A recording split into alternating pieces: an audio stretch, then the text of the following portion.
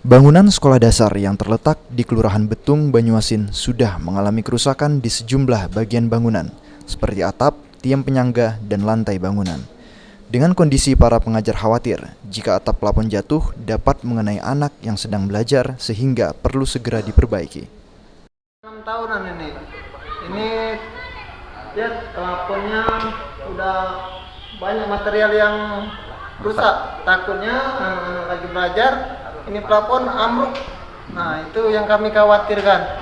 Ya, kami selaku pendidik, tenaga dan pengajar di sini berharap bantuan dari pemerintah pusat maupun daerah untuk merehab lah ini. Karena apalagi kalau hujan agak tetesan air, agak kurang nyaman lah belajarnya siswa. Dan juga kalau ada angin takut ambruk. Sejauh ini ada beberapa kondisi bangunan sekolah di Banyuasin yang butuh perhatian pemerintah dikarenakan telah usang. Sulaiman, PAL TV.